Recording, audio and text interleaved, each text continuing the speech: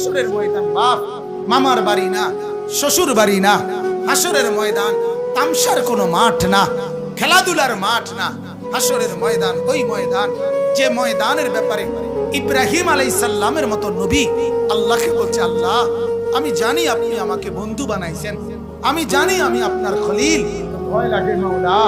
রব্বি লা তুখজিনি ইয়াউমা ইউবআসুন। আল্লাহ হাসরের ময়দানে আমি ইব্রাহিমকে আপনি বেইজ্জতি করিয়েন না, আমার ভয় লাগে না। ইব্রাহিমের মতো নবী এই দোয়া করছে, কোরআনের আয়াত। হাদিসের মধ্যে আছে মুসা নবীর মতো নবী আল্লাহর কাছে হাসরের ময়দানের ব্যাপারে বলছে, আল্লাহ হাসরের মাঠে লা আসআলুকা লিয়াউমা উম্মি ওয়ালা উখতি, আমি আমার মাকে চাই না, আমি আমার বোনকে চাই না, বাল আসআলুকা লিয়াউমা নাফসি, আমি মুসা কেবল আমাকে বাঁচাইতে চাই, আমাকে বাঁচাইতে চাই। আল্লাহ আমাকে বাঁচান, হাসরের মাঠ আমার বড় ভয় হয়, হাসরের মাঠ আমার বড় ভয়।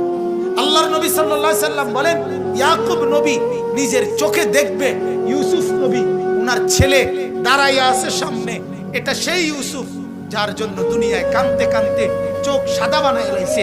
সেদিন হাসরের ময়দানে নবী বলেন, একবারের জন্য ইয়াকুব নবী বলবে না যে আল্লাহ আমার ছেলেটার কি হবে, ইয়াকুব নবী বলবে, ইয়া রাব্বি নাফসি নাফসি, আল্লাহ আমাকে বাঁচান, আমাকে বাঁচান।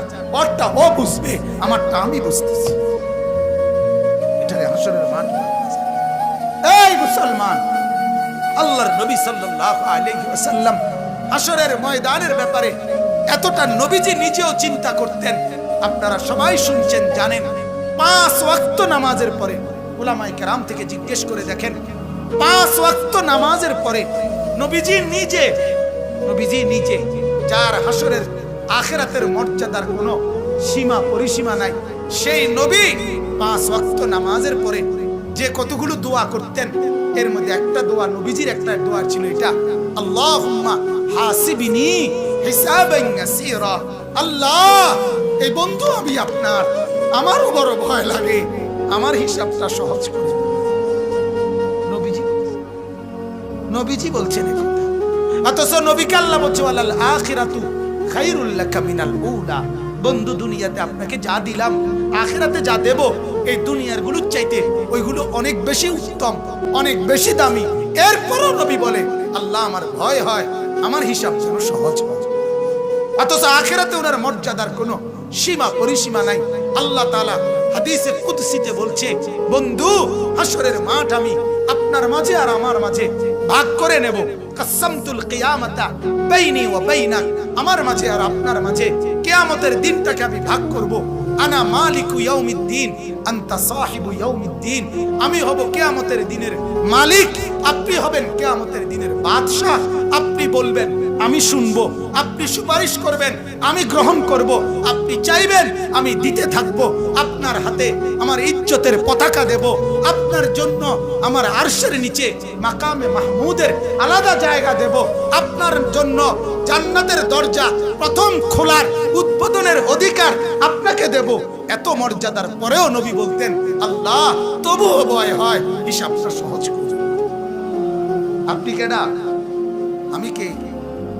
বলেন এই মুসলমান, বলেন বলেন।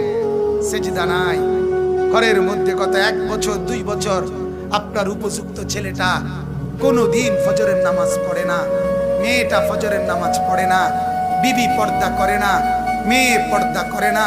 ঘরের মধ্যে আজ 20 বছর টানা রঙিন টেলিভিশন চলে, নর্তকী নাচে গায় ফুর্তি করে, গানের আওয়াজে বাদ্যে পুরা ঘর জমজমাট। এত নাফরমানির অবস্থায় এই হালাত নিয়ে কবরে গিয়া সুপারিশ কেমনে মিলবে দোস্ত? আখিরাতে নবীজির সামনে দাঁড়াবেন কিভাবে? আল্লাহর নবী তো বলবে, উম্মত এভাবে বেজ্জতি করলি কেন? 23 বছরে তোর আমার তায়েফের রক্তের কথা মনে নাই? আমার দান শহীদের কথা মনে নাই? আমি 14 দিন পেটে পাথর বাঁধছিলাম ক্ষুধার কষ্টে, এ কথা কি মনে নাই? আমি 3 মাস চুলায় আগুন জ্বলে নাই, এ কথা কি উম্মত মনে নাই? আমার এত কষ্ট এত মেহনতকে এইভাবে নাফরমানি করে আমাকে তুচ্ছ তাচ্ছিল্য করলি, আমার দিনকে অপমানিত করলি। আজ কেন বলবো? আজ কিভাবে বলবো আমি মাওলার কাছে? বল। কোরআনুল কারীমের সূরা নিসার মধ্যে আছে, ওয়াজিনা বিকা আলা হাউলাই শাহীদা। আল্লাহ নবীকে বলছে, বন্ধু হাসরের দিন আমি আপনার হাতে আপনার উম্মতের আমলনামা তুলে দেব। আপনি পড়বেন, আপনি শোনাবেন, আপনি হিসাব করবেন, আপনি বলবেন, এরপরে আমি ফয়সালা দেব। আপনি সায়া সায়া কইবেন। তাফসীরে আল্লাহর কসম এই কথা স্পষ্ট আছে। হযরত আব্দুল্লাহ ইবনে মাসউদ বলে, যেদিন নবীর সামনে এই আয়াত, এ ওয়াজিনা বিকা আলা হাউলাই শাহীদা, সূরা নিসার এই আয়াত যেদিন পড়লাম, সেদিন হযরত আব্দুল্লাহ বলে, নবীজি অঝরে চোখের পানি ফেলে কাঁদছে আর একথা বলছে, উম্মত যদি পৃষ্ঠার পর পৃষ্ঠা গুনাহ আর নাফরমানি দেখি, আমি মাওলার সামনে পড়বো কেমনে, শোনাবো কেমনে, আল্লাহর কাছে বলবো কেমনে? এত বেইজ্জতি করলে উম্মত আমি হাসরে মুখ দেখাবো কি? আল্লাহ আমাদেরকে বুঝার তৌফিক